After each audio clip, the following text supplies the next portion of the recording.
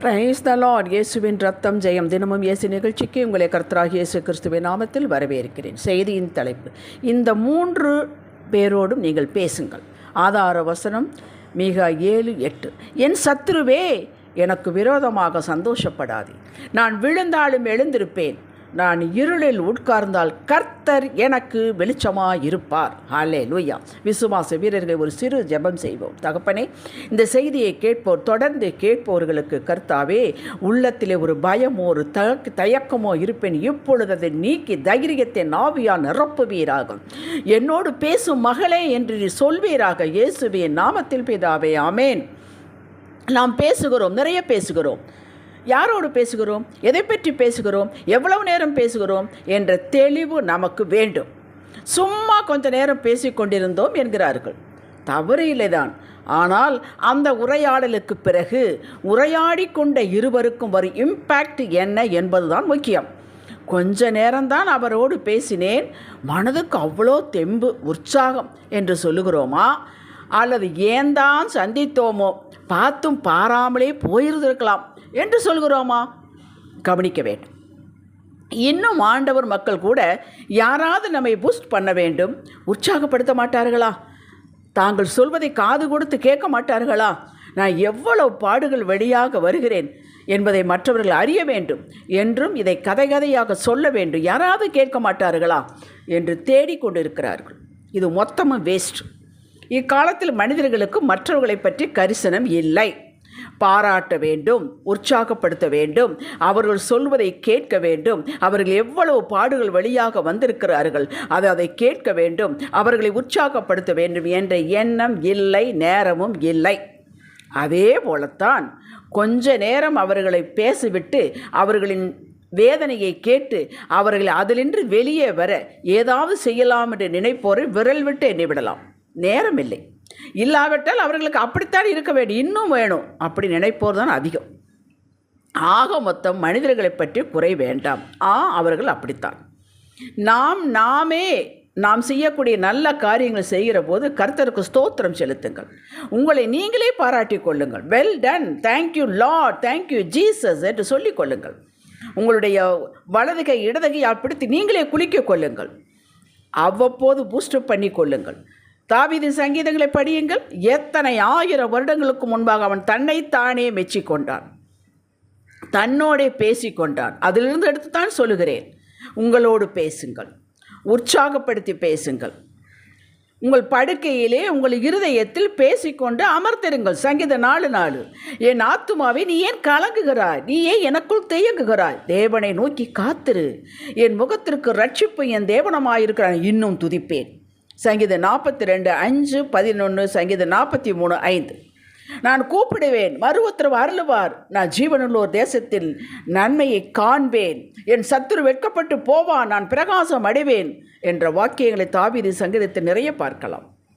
எப்படிப்பட்ட சூழ்நிலை இப்படி பேசுகிறான்? சவுலால் துரத்தப்பட்டு அவன் கண்ணில் படாமல் காடு காடாக அலைந்து திரிந்த போது. யோசித்து பாருங்கள். நம்மோடே நாம் பேசிக்கொள்ள வேண்டும். அது விடக்கூடாது. ஒரு முறையாவது நம்மோடே நாமே சம்பாஷணை வேண்டும். காலையிலிருந்து ராத்திரி என்னெல்லாம் நம்ம செய்தோம், இது சரியா, இது தவறா, ஆண்டவரே தவறாக செய்துவிட்டேன், இது நன்றாகத்தான் செய்தேன், உங்களுடைய பாராட்டு எனக்கு வேண்டும், அப்பா எனக்கு உங்களுடைய ஆசீர்வாதம் வேண்டும், வழிநடத்தல் வேண்டும். நம்ம கூட நம்ம பேசிக்கொள்ள வேண்டும். அது கட்டாயம் அந்த சம்பாஷணை வேண்டும். அடுத்த சம்பாஷணை தேவனோடு பேச வேண்டும். இதற்கு ஏகப்பட்ட சாட்சிகள் வேதத்தில் உண்டு.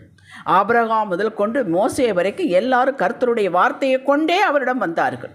தேவரே இப்படி சொன்னது உண்டே, ஆண்டவரே இப்படி வாக்கு கொடுத்தது உண்டே என்று அவர்கள் சொன்னதையே எடுத்துக்கொண்டு போனார். மனமிறங்கும் என்று ஜெபிக்கிறார்கள். நாமும் கர்த்தரோடு தினமும் அதிகாலையில், அந்தி, சந்தி, மத்தியான வேளையில் அவருடைய வாக்குகளை கொண்டு அவரிடம் வர வேண்டும். நான் எப்போ உனக்கு அதெல்லாம் சொன்னேன் அப்படி சொல்லவே மாட்டார், கேட்கவே மாட்டார்.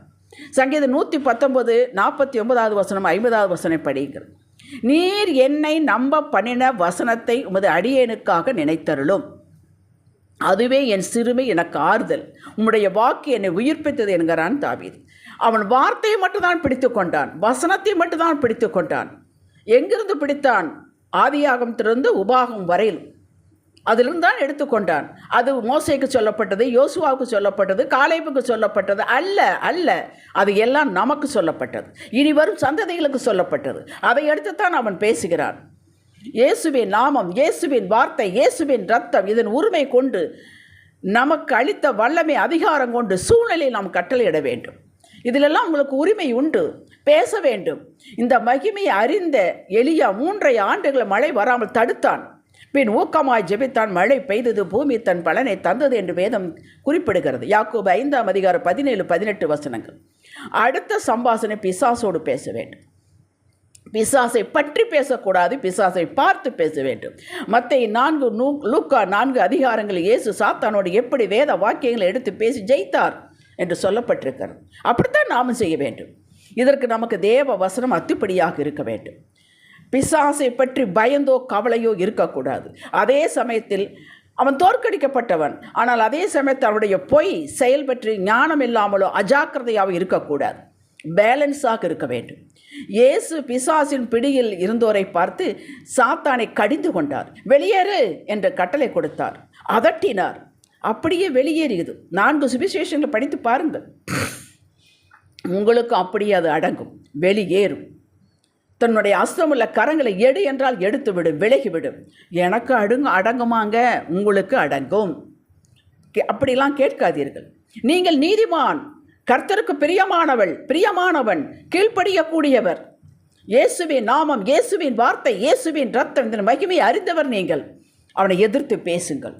சரீர சுகம் இல்லையா, வேலையில் பிரச்சனையா, பிஸ்னஸ் டல்லா, வீட்டில் சமாதானம் இல்லையா, அடங்காத பிள்ளைகளா, எதுவாக இருந்தாலும், காரியங்கள் தொலைந்து விட்டதா, எடுத்துக்கொண்டார்களா, எதிர்த்து நிற்கிறார்களா, போகுமிடமெல்லாம் பிரச்சனை பண்ணுகிறார்களா, எதுவாக இருந்தாலும் தேவ வார்த்தையை கொண்டு, இந்த வார்த்தையின்படி நான் எழும்புவேன், உயருவேன், சுகம் பெறுவேன், நான் இருளில் அமர்ந்தாலும் இருளும் எனக்கு வெளிச்சமாக இருக்கும், கர்த்தரே அவரது வார்த்தையே எனக்கு வெளிச்சம், நித்திய வெளிச்சம், அவர் என்னை விட்டு விலகுவது இல்லை, பிசாசே உன் அஸ்த கரங்களை எடு என்று நீங்கள் உனக்கு கட்டளை கொடுங்கள்.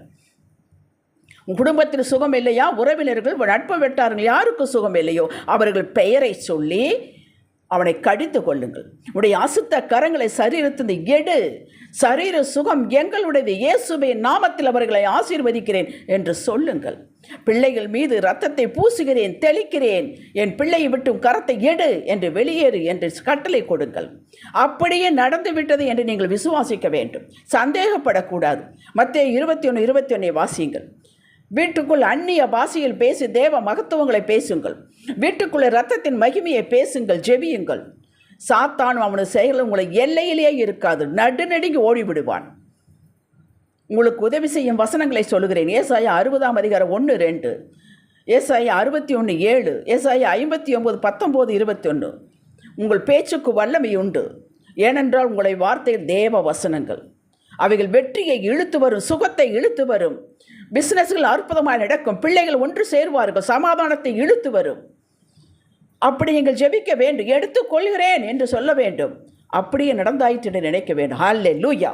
ஜெபிக்கலாம். தகப்பனே, எங்களோடு நாங்கள் பேசுவோம், உமது வார்த்தையை கொண்டு உம்மிடம் பேசுவோம். பிசாசு வெட்கப்பட்டு வெளியேறும்படி அதிகாரத்தோடு அவனை பார்த்து பேசுவோம், கட்டளை கொடுப்போம். அவனவன் வாயின் பெலனால் அவனவன் வயிறு நிரம்ப திருப்தியாக என்பது பொருள் கண்டோம். உற்சாகத்தின் ஆவி எங்களை தாங்கி வழி நடத்தட்டும் தகப்பனே, இயேசுவின் நாமத்தில் பிதாவே, ஆமென். ஹல்லேலூயா.